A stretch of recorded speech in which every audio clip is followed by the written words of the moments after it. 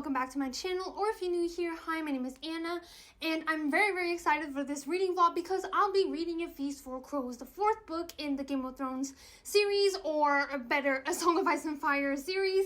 And you know, I've been loving this, okay? I've been loving A Song of Ice and Fire. I can truly understand why people say this is a pinnacle of fantasy, why this is a masterpiece, because it truly is, okay? There is no other word for it other than masterpiece, and it's just amazing, you know.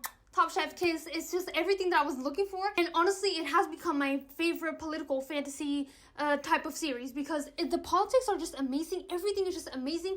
The way that George R. R. Martin can craft characters and their storylines, how he intertwines everything, how everything just makes sense, and it's just amazing, okay? I have no words to describe this, and I think everyone, you know, can understand where I'm coming from, because whenever you love something so much, it's just so hard for some reason to explain why you love it, and that's literally how I'm feeling with A Song of Ice and Fire. I just absolutely loved it, and if you've watched, you know, my July wrap-up, then you'll know that A Storm of Swords was my favorite read of this year. It's going to be, like, nothing is going to surpass that book, and it's literally the best book that I've read in my entire life. Like, that's just how it is. It's just top tier, amazing. It was everything that I wanted. So obviously, I was very excited to start A Feast for Crows, and I have read 25% already, people. I know.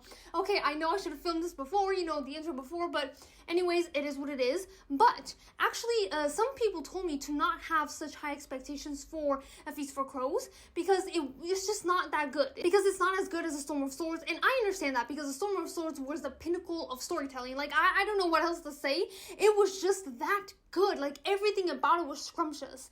And I can understand where those people are coming from because I've only read 25%, which that is like 250 pages, I think. It's around that, I think. And I can tell you that I am not enjoying this as much, okay? And the reason why is because, number one, the elephant in the room. Where is Tyrion Lannister? Where is he? Like, where is he? I do not see his POV anywhere. And I think, yeah, there was one person that told me that Tyrion wasn't going to show up. And I've been, you know, scrolling to see the POVs. Where is he? Where is Tyrion Lannister? Please, like, he is my favorite character. I know he's everybody's favorite character. I'm that basic. Yes, I am. But I need him. Like, I need him, please. And the fact that I don't have him is so gut-wrenching. Because who am I going to like now? Like, who is it? I have Jaime Lannister, and it's like, I don't really like you. I don't really care for you. Like, I don't hate him anymore, but I also don't like him. And guess what? Now I have the POV of Cersei. I hate that. Okay, I hate that woman with my entire gut, with my entire soul. I do not like her. I don't care if she's a complex character, because she is. I see that. I understand that. She wants the best for her children. That is fine. But the way that she treats everyone else around her, even her brother Jaime, is disgusting. It's despicable. I just cannot stand her. Like, I literally cannot stand Cersei. And the fact that now I have, you know, Cersei's POV instead of Tyrion's POV, no thank you. No ma'am. No ma'am. Like, remove me from this book, please. I cannot take this anymore. I'm done. Cut the show. I'm done. Take me off. And we do have some reoccurring characters. So, for example, we still have Sansa. But I don't know if we're going to have Jon's POV. I'm also kind of scared. I didn't pay that much attention. We do have Sam's POV, which is amazing. I do love Sam. I do love me some Sam. And we have other POVs that I'm kind of surprised that we do have. We have, I forget her name. Oh my god, I'm forgetting her name. But it's Theon's Greyjoy's sister. Asha? I don't think it's Asha, but I'm gonna call her Asha for this video's sake. And I was actually surprised. I don't hate her. I also don't like her. I don't know. I don't have, you know, a very big opinion of her because I've just started to read about her. But, you know, I don't hate her. So, and I do find it interesting that we're getting her POV because she is a key character. She's not going to be I don't think she's the possible heir to the islands because she's a woman and people don't want her to be, you know, the heir of everything. But I don't know, like, I would be surprised, and I actually do want to see her journey because she's one of those women that she does not settle for less, people, okay? She is older, and she was always older than her brother, Theon Greyjoy, and now that her father is dead, she's like, nah, like, all of this, it's mine, okay? These oceans, these islands, they are mine. So I'm very excited to see where her journey is going to take her. But other than that, I don't know. Like, I don't know how to feel about this. I don't know how to feel about the cast of characters that I'm following. I just don't know, okay? I just don't know. I do like Brienne. Thank God we have Brienne because she is a nice lady. She's a nice woman. I do like her a lot. And, I don't know. You know, I've only read 250 pages. And to you, it might seem a lot. You know, my God, like, that's a lot of pages. But nothing really has happened because this is just a setup for the book. This is just how George R. R. Martin works. And this book does have, like, 1,000 pages. So 250, it's really just a setup, so there's not much that I can say, and I don't want to spoil anything. I understand that people are like, we've watched the shows, but a lot of people actually haven't read the books, they just watch the shows, so I don't want to spoil it, because from what I can tell when talking to my boyfriend, the show is actually quite different from the book, so I don't want to ruin anything, and this is the 4th book, so it's gonna be very hard to talk about it, but basically what we've been dealing with is the aftermath of the ending of A Storm of Swords. It was such an explosive ending. You know, Tywin is no longer with us, let us just say Tywin Lannister is no longer with us, and now Cersei has to deal with that aftermath. Okay, like, who's going to be the hand? Like, you know, not my child, Tommen is the king. He's 8 years old, he's a crybaby, nobody respects him. I'm the Queen Regent, but people don't want me to be the Queen Regent. They want Jaime to be the King Regent. And it's just this whole mess that she's in. And they just have to deal with that aftermath. And obviously Sansa, her predicament is also awful because she's with Littlefinger, and I don't like Littlefinger. You know what? I never liked him. I always knew he was a rat. I always knew he was a snake, okay? And the funny part is, he said that himself. He was like, you cannot trust me. Like, do not trust my ass. and what did people proceed to do? Trust him. Great, amazing. We love that. Like, he himself said he was a snake. So I believed him. Like, I was the first one to believe him. I was like, yeah, you are. And it proves right, because I feel so sorry for Sansa. Like, obviously, is she doing better with Littlefinger? Of course she is. At least she's not being beaten or mistreated like she was in King's Landing. But it's still such a sad predicament. And, you know, Arya, I don't know what the hell she's doing, y'all. She's just like in... Obviously, it makes sense where she is, and I understand why she's there, because it was literally, you know, the only person that helped her, and she's trying to find him again. I think she's going to learn how to fight. At least that's my opinion. But as you can tell, I'm very, very much in the beginning, so I don't really know much. But am I excited? I'm still very excited. You know, I'm still very, very excited for this book. I know it's going to be a masterpiece. I know it's going to be great, and it's going to be amazing, and the story is probably going to go to places that I was not expecting it to. But I was not expecting, you know, this cast of characters, and I wanted, you know, the familiarity of the other characters, because I got so used to them and I enjoy them so much that I just want them back. You know, I want Tyrion back. I don't know if Jon is going to be here, because Jon Snow is also one of my favorite characters. So I don't know, like, I really don't know how to feel about this book yet, but it's just the beginning. Like I said, it's just really the beginning. But yeah, I don't know. Probably today I'm not going to read more, because I usually read between 6 a.m. and 8 a.m. I know it's crazy, okay? I know it's crazy that I read so early in the morning, but I am an early bird, and that is literally the only time that nobody is going to, you know, upset me or annoy me or, you know, just ask things from me. I can just literally just be with myself and have my free time. That's why I choose to wake up so early. But yeah, so I've already read, you know, my 60 pages of A Feast for Crows. So now I think I'm just, you know, have tasks to do. I'm going to continue with my master's. And today's Thursday, which means Dr. Stone is coming out, like another episode. It's literally been giving me life, y'all. I am so obsessed with Dr. Stone. And if you're watching it, please tell me who your favorite character is, because I need to know. Like, I really need to know. My favorite characters are obviously Senku. I do like Tsukasa, and I also do really love Dr. Senu, which is strange, because Dr. Senu, he's not really, you know, I don't want to say he's a bad person, but he's also not a great person. But I just absolutely love his vibe, and I obviously do like Stanley, because they are a package. Unfortunately, you know, they're always together. But yeah, it's just been giving me life. I'm having so much fun, and literally Thursdays are the best days of the week for me right now, because I'm like, okay, I can work all day, it's fine, but then I'm gonna have like 20 minutes of just pure joy, laughter, and happiness, and that's what's been keeping me going. But yeah, I think right now I'm just gonna, you know, like I said, continue with my master's degree, and I will give you guys another update soon.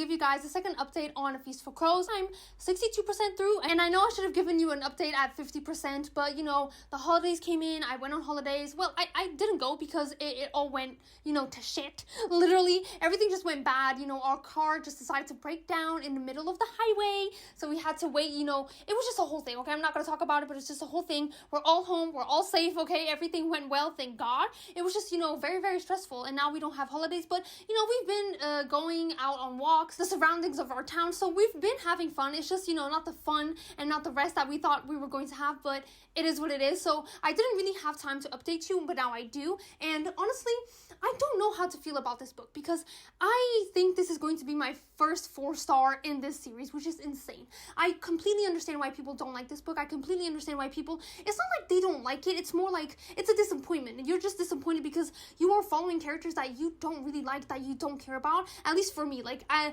I think that is the main complaint that a lot of people have because, for example, I miss Tyrion, I miss Jon Snow. Like, where are these people? Where are these characters? What are they doing?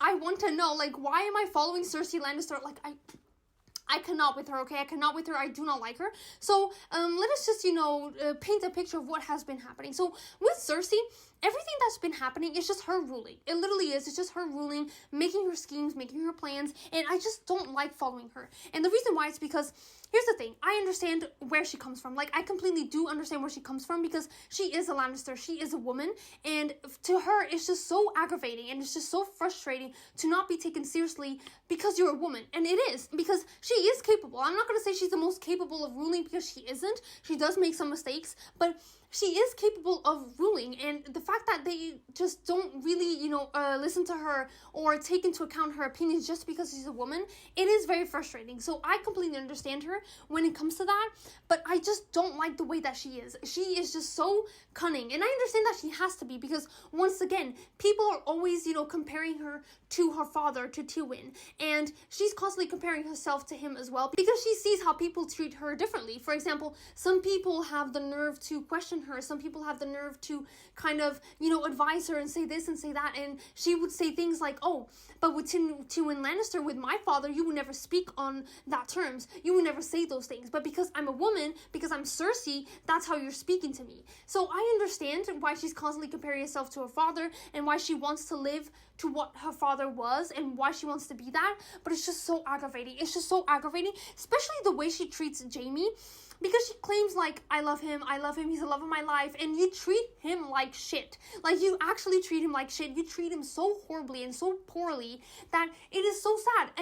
And just Jaime, the fact that he's always going back to her and that he's always crawling back to her is so agonizing. It's so agonizing because it's like, she's not treating you well. And in fact, she has been unfaithful to you with multiple men. Why are you after her? You've always been loyal to Cersei, but she's not loyal to you. Why are you doing this? Like, why are you doing this? I do like the fact that he's not in King's Landing. Like, he's at River Run.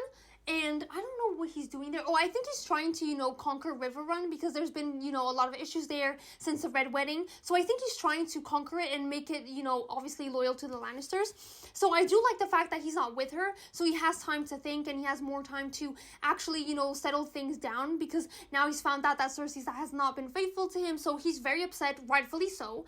And yeah, so with the Lannisters, this is kind of what's happening. Cersei, she's just very hungry to rule. She loves ruling. She doesn't want people to question her. And she just really wants to be remembered. And she wants to be great. And you know what? Like, I said that I don't like the way that she treats Jaime. And I do not. And I will never stand for it. But I can kind of understand it from her perspective. Because from her perspective, you know, she is the love of his life. And he loves her. They are twins. They are brothers. Like, they are so close.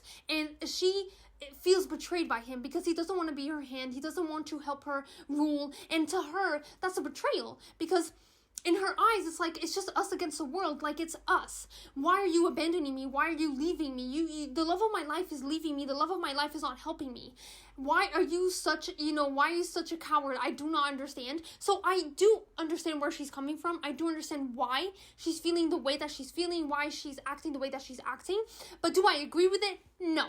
No, I do not. You are a horrible person, a horrible human being, and I hope you have a painful death. And when it comes to the other characters, like I said, we're following characters that I don't really care about. You know, I was interested in the female Greyjoy. I think her name is Asha. I'm not interested anymore. I'm not interested anymore because she lost. Like, she's not the queen. I really thought that she was going to be the queen for some reason. I don't know why. I was like, okay, this is going to be a plot twist. She's going to be the queen. She's going to be the first woman to rule the Greyjoys. No, she was not. It was a crazy man. It was a Crow Eye. Yay to them. You know, now we have a crazy king out about in those islands, in that, how do you say, like,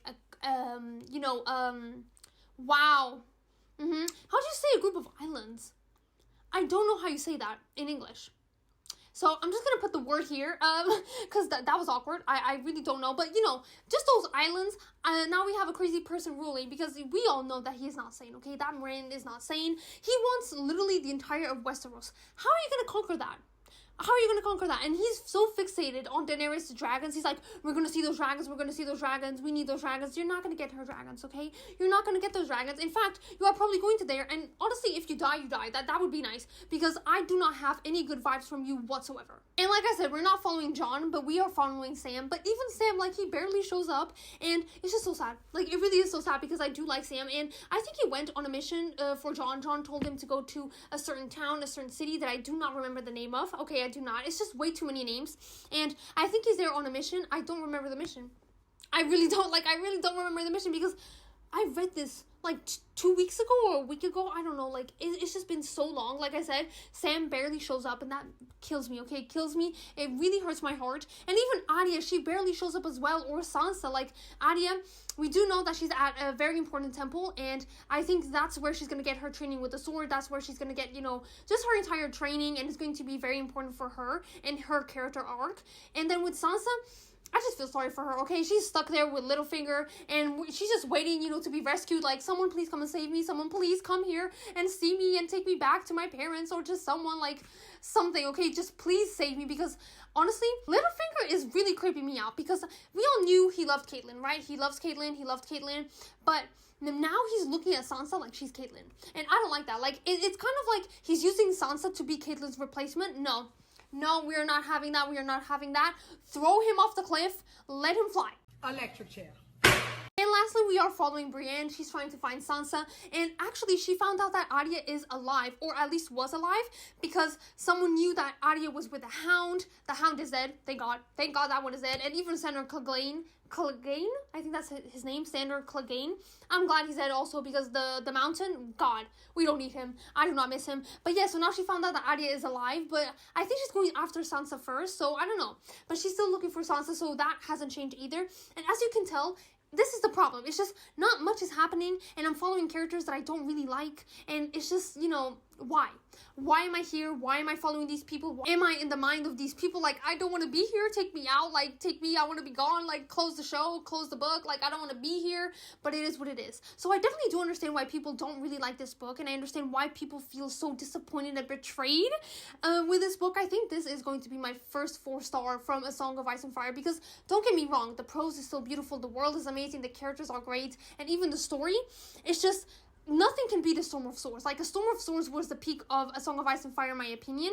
And I miss some characters. I miss Jon. You know, I miss Arya and Sansa because they had so much more screen time. I miss Bran. Like, there are so many people that I miss. So, yeah, I do understand why people don't really like this book, and why a lot of people told me, you know, don't have your hopes too high, because you're not going to like this book as much. I do hope I like, you know, A Dance with Dragons a little bit better. I assume it's going to be a lot more of Daenerys, because there's dragons in the title, so I assume maybe she's going to finally reach Westeros.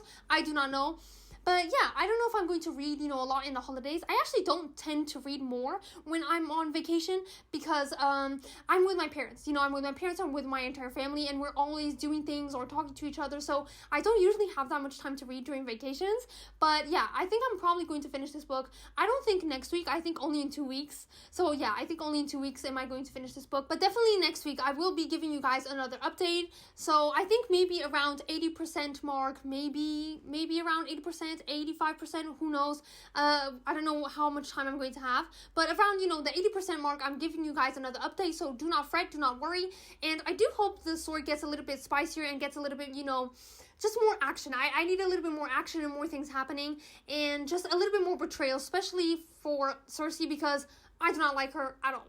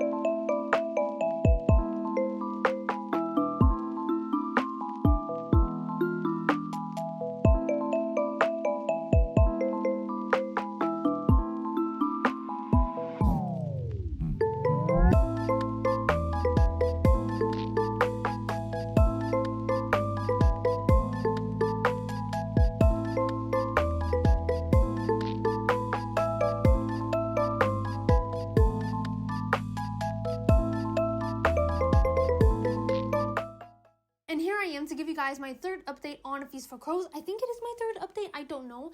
I am 89% through. So when I said, oh my god, I'm going to update you when I'm 80%, that was a lie. I am so sorry. Okay, I'm so sorry, but life always gets in the way. I don't know why. I'm just going to stop saying like, oh, I'm going to update you at this percentage because probably I'm not, okay? I'm not going to update you on the 80% mark, okay? I'm 89% through. What can I say? What can I say? Like, I don't have time to film, but I always have time to read. I don't know. It's just, it is what it is. And, I don't have, like any new thoughts when it comes to A Feast for Crows because I still feel very much the same way. And for some reason, this feels like a Cersei book, in my opinion. I think Cersei is the main character in this book, and honestly, I'm tired of it. I'm done with it. Like, I just want this woman to go away. I literally want this woman to go away because, you know, in the first 3 books, I didn't really like Cersei, but I didn't hate her. You know, it was just like, oh, she's just doing everything for her kids. She's doing everything for her children. I understand where she's coming from because her children are bastards. You know, she had her children with her brother Jaime. So I understand her, and I understood her wanting to protect her children and protect their way of life. So I completely understand that. But in this book, she is just becoming such a vile person to my eyes. It's actually kind of insane. Like, it really is insane because I cannot support this woman at all. Like, I still understand that she wants to protect Tommen, and that's literally, you know, the only child that she has with her because Joffrey was killed. Myrcella? No, is it Myrcella? I think that's her name, Myrcella. She's at Dorne, so she's not with her. She doesn't even know if Myrcella is okay or not. Spoiler alert, she's not really okay. Like, she's not doing okay at all. So I understand her wanting to protect Tommen at all costs because that is literally the only child she has with her, and he is the king right now. But I just cannot support all of her actions. Like, she is crazy. And that's what you truly see in this book.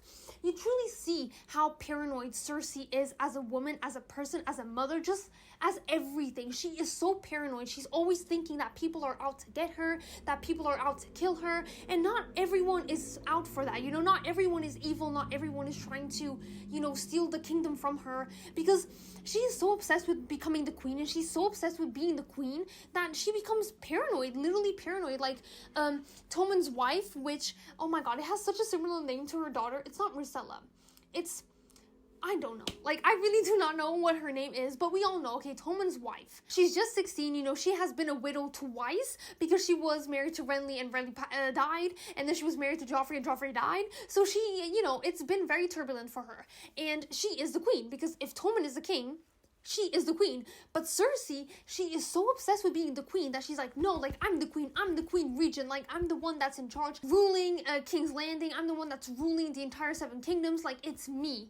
And it's just crazy because you truly see how obsessed she is with ruling, and how she keeps telling herself, like, I'm Tywin Lannister's daughter, like, look at me, I'm the most similar to Tywin, father, look at me, you would have been so proud. Like, everything is just so obsessive, everything just always surrounds Tywin Lannister, and he's dead. Mind you, this man is dead, and he still has so much influence over all of his children, which is crazy. It's crazy to think about, but even though this man is dead, he's still, you know, ruling the kingdom. It's like he's ruling the kingdom. It's like he's still making choices for a lot of the people that are still living, because Cersei is literally living her life, not according to Tywin, but she's living her life trying to prove to her father that she is capable, that she's capable of ruling, that she should be queen, and all this kind of stuff, to the point where she's always trying to kill Tommen's wife, and she actually found a way. Like, she actually found a way to imprison her and to kill her and take her out of the picture because she wants to be queen. She literally wants to be queen so bad. That's what she's doing. And Tommen loves his wife. I know he's only 8 or 9 years old, but when I say love, he really likes her, okay? She's very nice to him. He really likes being with her, hanging out with her. And it's just so sad that she would cause her son this pain just so she could be queen, regent for a little more years until her son, you know, is capable of ruling himself. So basically, Cersei is just crazy. Like, that's all I can get from this. She's just crazy. She's paranoid. She always, like I said, she always thinks someone is trying to get her, and she's making so many poor choices. Like, you're out here trying to prove that you can rule, but you cannot rule. Like, you really cannot rule because all of the choices that you have made are so dumb and so stupid. You're so dumb. You are really dumb. For real. They are coming for you. Like, they're gonna bite you in the ass, and they have, okay? They literally have, because now she is in danger. She has caused, you know, all of her decisions have backfired on her, and honestly, too bad. Like, I feel nothing. You know, I feel nothing towards it. I do not feel sorry for her because she was so adamant on ruling, and she was so adamant believing that she could rule, that you made your own bed, now you gotta lay on it, okay? And she's so bad that even Littlefinger, that's in the Eyrie, in the mountains, in the cold-ass mountains, even he's saying, like, you know what? I was expecting Cersei to kind of rule for, 5 years, kind of rule okay, but she has ruined it way too fast. Like, I was not expecting her to ruin this fast. She surrounded herself with dumb people. Like, even Littlefinger is saying these things. Even Littlefinger is recognizing how dumb she is. Like, that's how dumb she is. I don't know, I just really do not like Cersei as a character at all. And I don't mind Jaime, you know, I don't think Jaime is doing anything. He is doing something important. Of course, he's trying to win River Run, but it's still, you know, not that important, not that big of a deal. And if I'm being honest, I'm kind of tired of Brienne's journey as well, because she's been trying to find Sansa ever since the third book. Like, for almost 2,000 pages, you have been looking for Sansa Stark. I'm done. Like, I'm kind of done. I'm kind of over this plot. I do like where it's going, because finally she has found a very, very important character that was introduced to us. Not introduced. That we saw again in the third book, by the end of the third book. You know, that big plot twist that I just don't want to ruin it, okay? I don't want to ruin it. So I'm so glad that she has found that character. So it is getting interesting, but honestly, it was such a hard POV for me to read from, because I'm tired of it. Like I said, I'm just so tired of Brienne trying to find Sansa Stark and not getting any clues, or almost any clues. Like, finally she obviously knows that Arya is alive, and she knows that the Hound wasn't with Sansa, but it's still like, you know what I'm saying? It's just way too repetitive. And then you do have other POVs, but they're not, you know, nearly as important. You know, for example, Sam's POV, the Greyjoy's POV, they're not that important and they haven't shown up. But I do, you know, I'm repeating myself, I know I am, but this is kind of the weakest book of A Song of Ice and Fire. It's so sad for me to say this, but it is mostly because of the characters. It has nothing to do with George R. R. Martin's writing, with the story. It has nothing to do with that. I understand that we do have to see other points of view, because we need to understand those characters a little bit better. We need to understand what they're doing, because for example, Cersei is ruling. We have to understand what is going on, because she is the main thing, you know, she's the one ruling the Seven Kingdoms, so of course we have to follow her POV. We have to understand what choices are being made, what's happening, because that is going to affect the entirety of the Seven Kingdoms. So I do understand, you know, everything and all the POVs, because George R. R. Martin has to give us the political context after Robb Stark's death, so I understand that. But I'm tired of this. You know, I'm tired of this. I do not like these characters at all. You know, Cersei, she's just not for me. I don't really care about the Greyjoys. Brienne's journey is just becoming very boring, very repetitive. And honestly, I miss Tyrion. I miss Jon Snow. Like, I miss so many characters. I even miss Robb, but I know I'm not going to get him because, you know, he's well dead. So that's sad, but yeah, I just miss having a little bit more Stark, because even in this book, we do have Sansa and we do have Arya, but they barely show up, and even when they do, not a lot happens. We're just seeing their journey, so yeah, it doesn't really connect to the main plotline, if you know what I mean. And unfortunately, yeah, this is the weakest book, you know, out of A Song of Ice and Fire. You know, A Storm of Swords was peak. It was the peak of the series, in my opinion. It was just, it's such an easy 6-star for me to give, because it was perfection. I loved it. It was the best book that I've read in my entire life. And to see, you know, Feast for Crows being not this bad, but just, you know, going down, it was sad. Okay, it was really, really sad. I knew this would happen, because A Storm of Swords was just way too good. It was just way too good, and I knew George R. R. Martin couldn't make anything better, but I wasn't expecting it to be, you know, this bad, because it's not bad, okay? It's never going to be less than a 4-star, of course not, but it's definitely, you know, I don't know, it's just a little bit sad, because with every single series, the more that you write, it just feels like the quality just gets worse and worse. I'm kind of having, you know, flashbacks for the Stormlight Archive, because that happened in the Stormlight Archive, in my opinion, but that happened sooner. It happened in the third book. I think the third book just did not have the same quality as the first or the second, and then it just went down. You know, it just went downhill after the third book, and I don't know, I just kind of feel like, is that going to happen with A Song of Ice and Fire? Like, is the final book, the 5th book, A Dance with Dragons, going to be worse than A Feast for Crows? I hope not. I have a feeling that it's not going to be, because A Dance with Dragons, you know, has dragons in the name.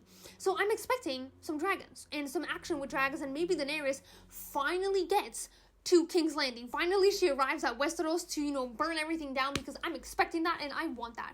But yeah, this is all, you know, the updates that I have for you guys. I'm probably going to finish this, if I'm being completely honest, either tomorrow, Friday, or Saturday. I don't know. I actually don't know, but I am going to finish this week. That is for sure, because I'm 89% through. So I think I have less than 100 pages to finish, which is crazy to me. It's crazy to think about. So I don't know. Maybe the ending is going to surprise me a lot. Maybe the ending is going to be bombastic. It's going to be amazing. I'm going to be, you know, just starstruck. My jaw's going to be on the floor, and it's going to be a 4.5. We don't know, but for now it feels like a 4-star, which it isn't bad at all. It just wasn't what I was expecting, if I'm being completely honest. And we have reached the end of this video, guys. I finally finished A Feast for Crows by George R. R. Martin. I actually finished it, in the beginning of September. And my opinion still maintains, I do think this is the weakest book so far in A Song of Ice and Fire. But I do understand it more. And what I mean by this is, when I finished A Feast for Crows, in the ending, George R. R. Martin actually explains that he wrote A Feast for Crows and A Dance with Dragons at the same time. And he just decided, okay, this needs to be divided. And the reason why he, obviously, he divided it because it was going to be a really, really long-ass book with 2,000 pages, I think. But the reason why this book is so long, it's because he himself said there needed to be a point of view in King's Landing. There needed to be, a dedicated book talking just about King's Landing and what was happening there for us to understand what's happening around the world and around the rest of the continent, which I do agree. I do agree on that. So I understand why he wrote A Feast for Crows and why it was so focused on the Lannisters, King's Landing, everything. But I did not like it. Okay, I do have to say it. I did not like this. I don't think the story is bad by any means. Not at all. I think the story was amazing. It was still great. But it was the characters, because I don't like Cersei. And I understand that she is a complex character. I'm not saying she's a horrible human being. I mean, she is bad. I do think she's a bad person. But she is complex. But I just don't like her. I just do not like her as a character. I don't like her as a person. I also don't really like Jaime.